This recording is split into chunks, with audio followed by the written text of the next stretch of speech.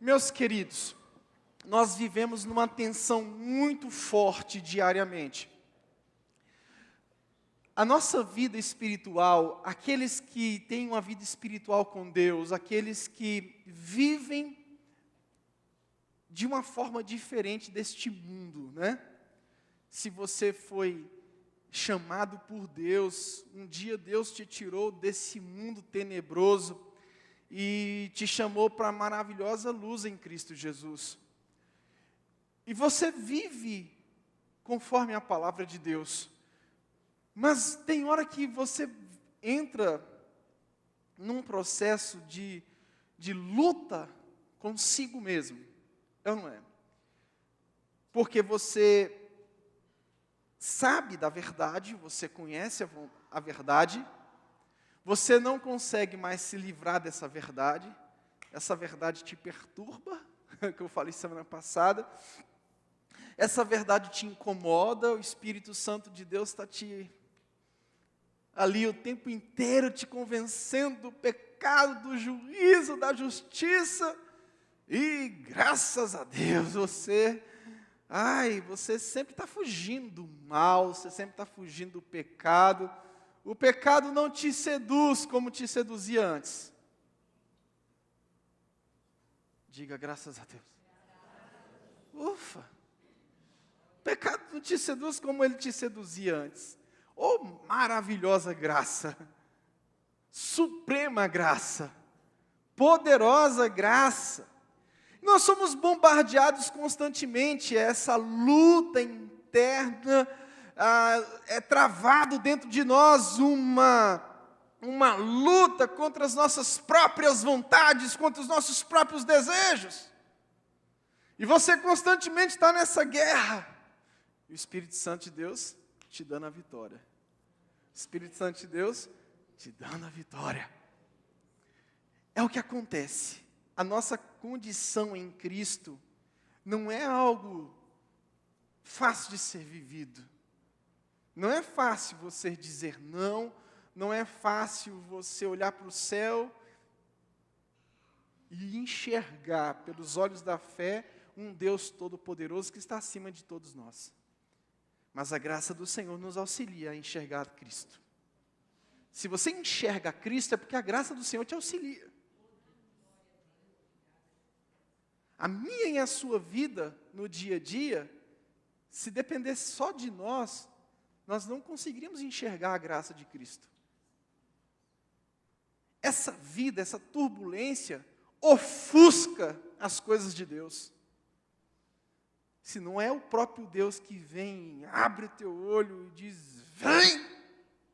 Você fica atolado naquela porcaria do dia a dia. Não sei o que é, qual é a porcaria do dia a dia, qual é o sentimento que vem, às vezes até um medo. Eu não estou falando necessariamente do pecado, o problema das pessoas que ouvem é que elas atrelam tudo ao pecado, mas muitas vezes vem um sentimento de medo terrível, vem um pânico na vida do homem tão grande.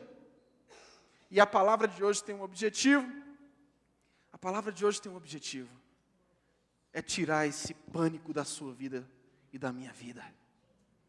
E que você saia daqui nessa noite convicto da sua salvação, que você saia daqui nessa noite convicto de quem é Cristo na sua vida, que você saia dessa noite aqui convicto da sua história de redenção, a história que o Senhor reescreveu na sua vida.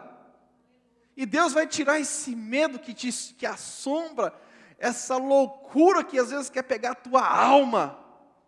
Você sabe que a loucura de vez em quando quer pegar a nossa alma e quer fazer da gente quer fazer que a gente fique doido. Mas o Espírito de Deus é precioso demais. Você está andando, de repente você não consegue enxergar, meu Deus, o que é isso? Parece que querem arrancar o Senhor de mim. Parece que querem tirar de mim isso tão precioso, e você anda nesse terror noturno, e seta que voa de dia, e mortandade, E de repente você começa a querer ficar depressivo, você começa a querer se entregar aos pontos, e você, meu Deus, eu não vou dar conta, é muito desafio, é muita luta, é muito problema, muito isso, é vida profissional, é família, é muita coisa, eu não vou dar conta, realmente você não vai dar conta. Você não vai dar conta. Mas eu conheço alguém que vai dar conta por mim, por você. Eu conheço alguém. A carta de Paulo aos Romanos é uma carta fenomenal. E tem como tema principal a justificação pela fé em Jesus Cristo. Ou seja, a morte de Jesus na cruz do Calvário trouxe a justiça de Deus, e hoje você tem acesso a Deus.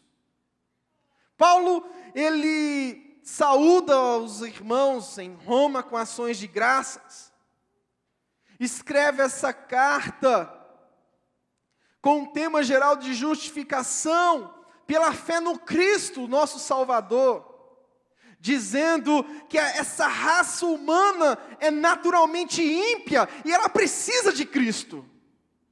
Paulo caminha falando sobre os gentios, sobre os judeus, e ele conclui no capítulo 3 que todos pecaram e destituídos estão da glória de Deus. Todos pecaram, tanto judeus quanto gentios, e todos eles carecem da glória de Deus. E ele traz depois no capítulo 3, 21 ao 31, um resumo do plano de Deus para a salvação do homem. Vem com a história de Abraão, nosso pai na fé. Ele fala dos resultados dessa justificação.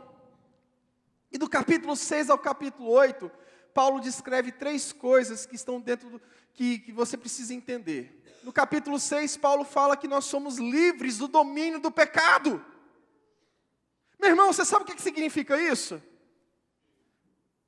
Capítulo 6, Paulo diz que você é livre do domínio do pecado. Então não adianta você falar que não tem como sair do pecado, porque você é livre do domínio do pecado. Pastor, como é que eu faço para me libertar disso? Biblicamente falando, a Bíblia vai falar que você, que é alcançado por Cristo, é livre desse domínio. O pecado não tem domínio sobre você. A não ser que você não foi alcançado, não tenha sido alcançado por isso. Capítulo 7, Paulo fala que nós somos livres da condenação universal do pecado. O homem, ele nasce condenado, e Cristo, ele nos livra dessa condenação. Aí o capítulo 8, Paulo fala que nós somos livres para viver no poder do Espírito de Cristo. Aí no versículo 28, nós temos o nosso texto base. Estamos certos de que Deus age em todas as coisas com o fim de beneficiar todos os que o amam, dos que foram chamados conforme o seu plano. Porquanto aqueles que antecipadamente conheceu, também os predestinou para serem semelhantes à imagem do seu Filho, a fim de que ele seja o primogênito entre muitos irmãos. E aos que predestinou, a estes também chamou. E aos que chamou, a estes igualmente justificou.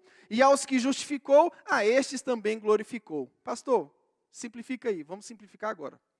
Não tenham medo. Eu quero destacar aqui 5 ações de Deus nesse texto do capítulo 8, 28 ao 31. Vamos lá? Repete comigo. Primeiro, Deus agiu.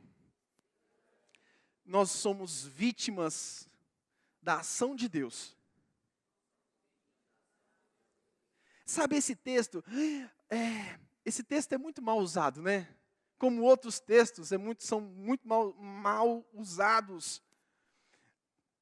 Todas as coisas cooperam para o bem daqueles que amam a Cristo. Aí a pessoa fica repetindo isso. Todas as coisas cooperam para o bem daqueles que amam a Cristo. Está passando uma luta financeira. Todas as coisas cooperam para o bem daqueles que amam a Cristo. O texto não está dizendo isso. O texto não está dizendo isso. O texto está dizendo, em primeiro lugar, joga aí para mim, por favor. É que Deus age. Existe uma ação de Deus sem a qual eu e você não somos alcançados. O texto está falando de uma ação de Deus. O texto está falando de uma ação de Deus na nossa história. Estamos certos de que Deus age. Deus age. Se você está aqui hoje é porque Deus um dia te tocou. Se você está aqui hoje é porque um dia Ele tocou em mim. Porque eu era cego, eu não conseguia ver. Morto não vê. Morto não ouve. A não ser que venha um soberano. Aí você lembra de Jesus ressuscitando Lázaro. Lázaro ouvindo a voz de Jesus. Morto só consegue ouvir a voz de Jesus. Quando Jesus ressuscita Lázaro, Ele quer ensinar para mim e para você, não somente que há um milagre de um homem que está morto ficar vivo, porque os parentes estão chorando, e Deus está com dó dos parentes e vai lá e ressuscita, para que os parentes não fiquem na terra sofrendo pela pessoa que estava morta. Não é isso que Jesus quer nos ensinar. Ele quer nos ensinar que existe uma voz poderosa que levanta o morto. E levanta para a ressurreição. É isso que Ele fez comigo e com você. Deus nos tirou da nossa morte. Nós estávamos mortos nos nossos delitos e nos nossos pecados. Ele nos tirou daquele cativeiro. Nós estávamos cegos, não conseguimos ver, não conseguimos discernir um palmo na nossa frente, mas Ele agiu. É nisso que o texto está falando.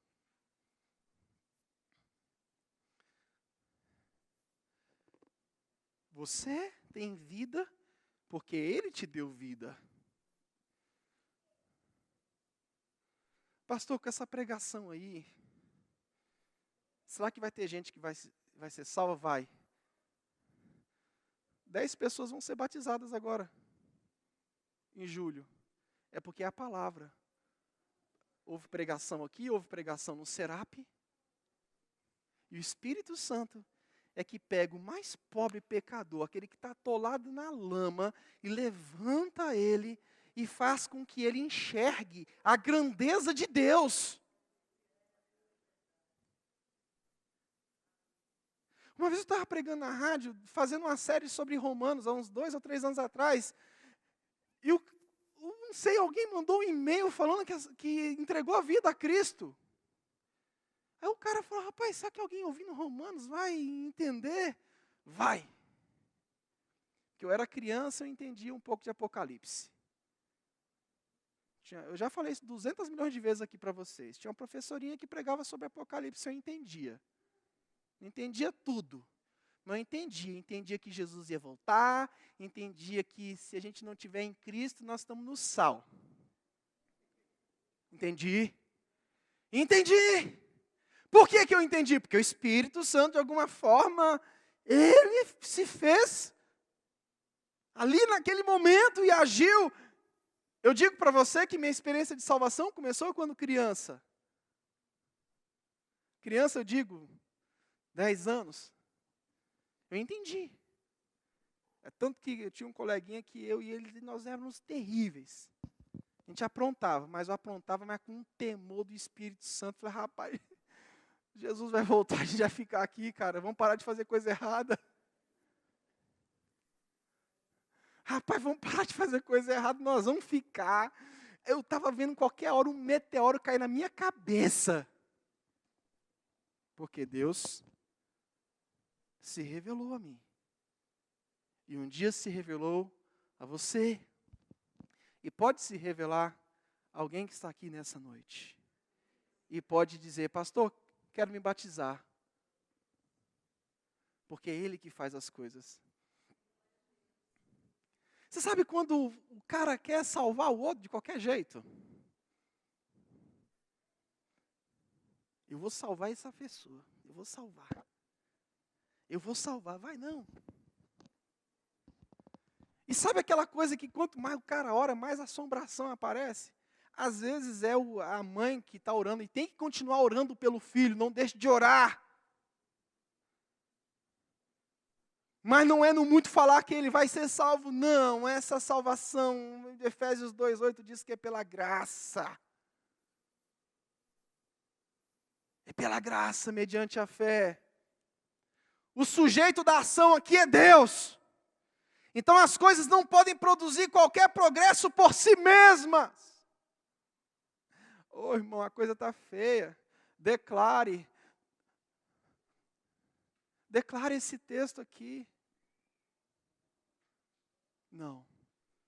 O texto não está dizendo nada. Leia, por isso que eu sempre bato na tecla. Leia o contexto. Não pare de ser enganado. Leia o texto completo. Leia a Bíblia, meu irmão. Saia desse negócio de ficar só no Salmo 23, Salmo 91, que você já conhece decorado. Aquele que habita no escondido habita. Ora o Salmo 91 10 vezes que a assombração desaparece. Direi ao Senhor, olha, meu Deus, vira reza. E Jesus foi contra esse negócio de repetição. Vãs repetições. O Senhor, meu pastor, nada me faltará.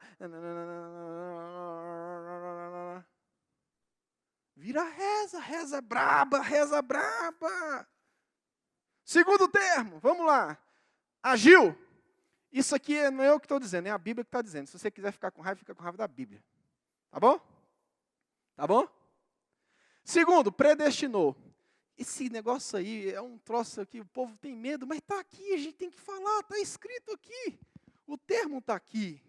O texto diz que, e aos que predestinou. O que significa? O que é predestinação?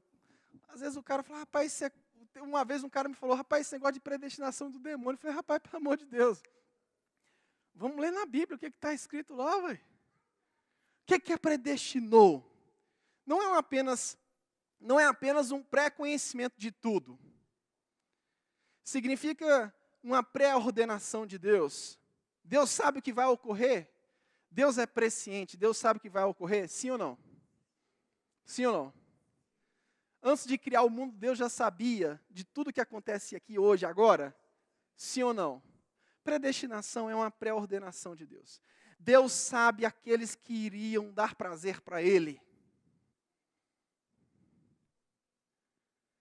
Predestinar isso. Esses são marcados por Deus. Por quê? Porque de antemão Deus já sabe. Deus já sabe quem o coração ia se endurecer a tal ponto de, não que Deus mande para o inferno, Deus não manda ninguém para o inferno. Existem teorias erradas acerca da questão da predestinação. Quer dizer que Deus manda uns para o céu, outros para o inferno? Não, não é nada disso. Vamos simplificar? Não é nada disso. Deus ama. A vontade dele é que ninguém se perca, mas que todos sejam salvos. Mas nem todos serão salvos. Mas de fato Deus já conhece aqueles que vão endurecer o coração de tal forma que vão perder a herança eterna. Porque se não houvesse pessoas que perdessem a herança, não precisaria de abrir igreja para pregar sobre essa herança eterna. Pastor, então, mas se Deus já sabe, se Deus predestinou, a igreja tem que continuar pregando? Tem, para que essas pessoas sejam reveladas no meio do povo de Deus. E se ajuntem na congregação dos santos e juntos vamos para o céu. Entendeu? Amém? Se Deus predestinou, Deus já conhece tudo, então não tem que fazer mais missões, não tem que pregar mais o evangelho? Tem. Porque a pregação do evangelho e missões é para que essa turma seja descoberta. E eles vão aparecer. Um dia você apareceu e hoje está aqui. É ou não é? É ou não é? É ou não é? Um dia você apareceu, você estava escondido, rapaz. Você estava escondido, eu estava escondido em algum lugar. Tem gente aqui que estava escondido no boteco, tem outras pessoas que estavam escondidas aqui no centro de Macumba, tem outras pessoas que estavam escondidas dentro de casa. E a pregação do Evangelho te alcançou. E há certos casos que ninguém nem pregou para você. Há casos específicos que o próprio Deus se revelou a você. Foi o que aconteceu com Paulo. Há certos casos que a gente tem testemunho. Pastor, eu estava no meu quarto, não conhecia Deus. E Deus, eu conheço um caso assim. Uma menina que nós batizamos aqui. Essa menina, ela passou na frente da igreja e Deus disse para ela, entra. Há casos específicos. E na época o secretário que tinha aqui, ele ligou para mim, pastor, tem uma menina aqui que estava passando aqui na porta, e Deus disse para ela entrar, ela entrou, e ela já disse que queria ser discipulada para batizar. Eu disse, rapaz, que coisa, Deus não tem como limitar Deus não, meu irmão. Então Deus, o natural, o normal é a pregação, insta tempo e fora de tempo, mas Deus, ele sempre tem ações paralelas. Aí, mas não queira que todas as ações dele sejam assim. A pessoa está lá dirigindo o carro, de repente, o Espírito Santo de Deus tocou. Quem conhece casos assim, levante a mão. Levante a mão, não fique com medo não, ninguém vai te bater aqui não. Se tiver que bater, bate primeiro em mim. Deus sabe aqueles que irão dar prazer, aqueles que irão se voltar para Ele. Então Deus pega, Ele já sabe disso. O terceiro passo é o quê? Chamar. 3. O texto diz, e os que predestinou, a estes também chamou. Ah, pastor, então quer dizer que o homem agora é uma marionete? Não. Quer dizer que o homem agora ele vive no determinismo? Também não. Quer dizer que Deus manda um para o céu, outro para o inferno? Também não. Deus não manda ninguém para o inferno. Deus quer mandar para o céu. Para o inferno a pessoa vai, é porque Deus já conhece de antemão a inclinação terrível dessa pessoa de se revoltar contra Deus. Mas, pastor, por que isso acontece? Aí você me perguntou demais.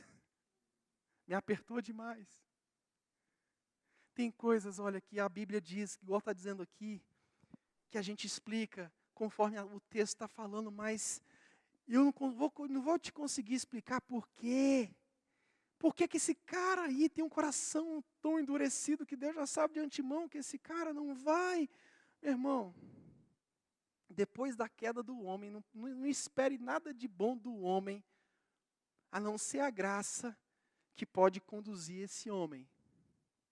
Mas todos os homens não serão conduzidos. É por isso que existe céu e inferno.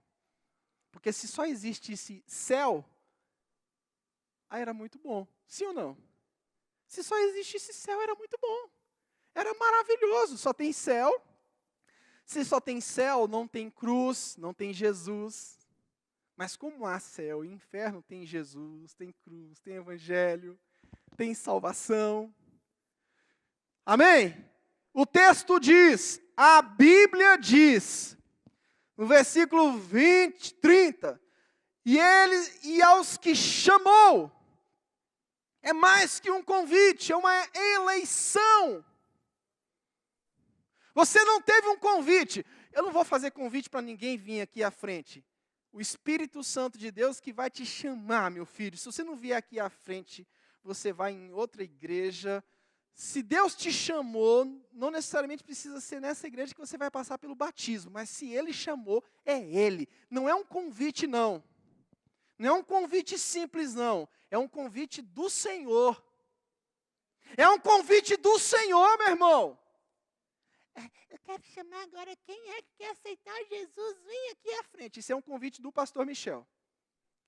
Agora, o convite do Senhor acontece da seguinte forma. O cara está saindo de casa, está dentro do carro, Deus já falou com ele lá dentro do carro. e quando o cara já chega aqui, o cara já chega para ficar. O convite do Senhor é diferente. O convite do Senhor, o cara está tomando banho, Deus está falando com ele. Cabra safado, se volta para mim. Cabra safado, se volta para mim. Deus não fala assim. Só, meu filho, vem cá. É o convite de Deus. Não é um convite como quando você foi evangelizar. Oi, eu queria saber se você quer aceitar Jesus. É como se Jesus tivesse... Olha, rapaz, é como se a pessoa tivesse todo o poder nos céus e na terra. Não, eu quero aceitar Jesus sim. Não, eu quero Jesus sim. É como se ele fosse o forte da história e Jesus fosse o fraco. Ai, me aceita, por favor. Não é incoerente, gente? O Deus é Deus Todo-Poderoso, meu irmão. Ele chama. Ele chama. Você está pensando que eu já fui chicleteiro, meu brother. Eu já fui chicleteiro. Não foi leve. Não me envolvi com droga, nada. Mas tinha um lança-perfume lá. E um dia o trio elétrico se multiplicou. Eu só sei o seguinte, que no último dia eu já não fui. Que eu disse, cara, e sabe onde eu estava no último dia? Dentro da igreja. Arrependido, dali nunca mais. Deus tocou em mim numa micarecandanga. Um adolescente rebelde de igreja na micarecandanga. Lá Deus tocou em mim e falou, agora chegou a tua vez. Venha! Não teve quem detesse o agir poderoso de Deus, o chamamento do Senhor, meu querido. Você pode estar na boca do sapo que Deus vai te chamar. Eu usei uma linguagem bem pentecostal agora, né? Você pode estar na beira do abismo que Deus te chama, meu irmão. Pare com essa conversa de, irmão, você quer aceitar Jesus? Jesus não é um Deus fraco, não. Ele é o Deus Todo-Poderoso. Ele é o Deus Todo-Poderoso, meu irmão. A pessoa fica barganhando com Ele. Ô, Jesus, Ele não quer te aceitar hoje não, mas volta depois. As coisas não funcionam. Pelo menos biblicamente não funciona assim. Eu não sei como é que está aí a sua relação com a Bíblia. O Espírito Santo leva os homens a crerem no Senhor. E opera transformação segundo a imagem de Cristo. Você parecia com um diabo, agora se parece com Jesus.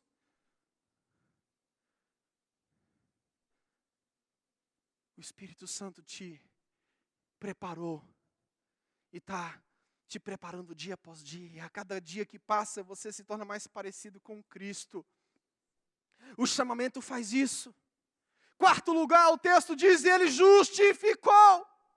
E aos que predestinou, estes também chamou. E aos que chamou, a estes também justificou. Um direito real de sermos santos. O que é a justificação, pastor? Um direito real de sermos santos. Um direito real, conquistado na cruz, de poder andar com Cristo. Agora, você não conhece somente de ouvir falar, mas agora você conhece de andar com Ele. Justificou, justiça. Direito, você lembra lá do direito? Quem faz direito aí? Direito, justiça. Quem já ouviu falar do tal do direito adquirido? É isso. Isso é direito adquirido. E na hora de pedir lá as questões previdenciárias, né? Aí o direito adquirido ele cresce. Rapaz, isso é direito adquirido. Eu não vou aposentar com aquele negócio, não. Eu tenho direito adquirido nesse negócio aí. Você tem direito adquirido no Senhor, meu irmão. Isso é justificação. Direito adquirido na cruz. Direito adquirido pelo sangue de Jesus. Direito adquirido não foi pelo sangue de bodes, não foi pelo sangue de carneiro, mas pelo sangue daquele que morreu e ressuscitou. Em último lugar, o texto diz, e aos que também glorificou. ele usa o termo no passado. O verbo aqui, ele usa o tempo passado. Mas ele está falando de algo que vai acontecer no futuro, mas porque para Deus já está certo. Para Deus já é algo certo. Então o Senhor, Ele já sabe de todas as coisas, com certeza. Ele agiu na sua vida. Pare de dizer que você que fez. Pare de dizer que foi você que aceitou. Ele que te aceitou. Ele que me aceitou. Não tinha condições nenhuma de aceitar a Deus. Ele agiu. É o que o versículo 28 fala. Segundo, Ele predestinou. Terceiro, Ele chamou. Quarto, Ele justificou. E agora o que resta é o quê? É Ele nos conduzir para a glória dos céus. E nos glorificou. Somos livres para viver em Cristo Jesus. E Ele também nos glorificou. A condução dos filhos de Deus à glória. Agora é o clímax. Agora é o momento majestoso que eu e você aguardamos. Agora é um momento poderoso que me deixa transtornado. Que me faz olhar para o céu, para a terra, para o mar e dizer, meu Deus, quão amáveis são os teus tabernáculos. Meu Deus, que coisa grandiosa. É o que me faz pensar num Deus tão grande que se fez tão pequeno. Um Deus tão grande que se fez tão pequeno. Um Deus tão rico que se fez tão pobre. Um Deus superior que veio parar nesse plano inferior de miséria. Um Deus tão maravilhoso. Um Deus tão forte que se fez fraco naquela cruz do Calvário. Um Deus, Colossenses diz que Ele saiu da sua glória. E foi para a cruz, fraco, humilhado. Mas Deus o exaltou sobremaneira, que deu um nome que é sobre todo nome. Esse Deus glorioso que se fez fraco, recebeu o nome que é sobre todo nome. E agora você vai entender o texto, capítulo 8, versículo 31. A que conclusão, pois, chegamos diante desses fatos? Se Deus é por nós, quem será contra nós? Agora você vai entender por que esse texto diz isso.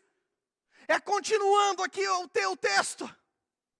Aquele que não poupou seu próprio filho, mas o entregou por todos nós, como não nos concederá juntamente com ele, gratuitamente, todas as demais coisas?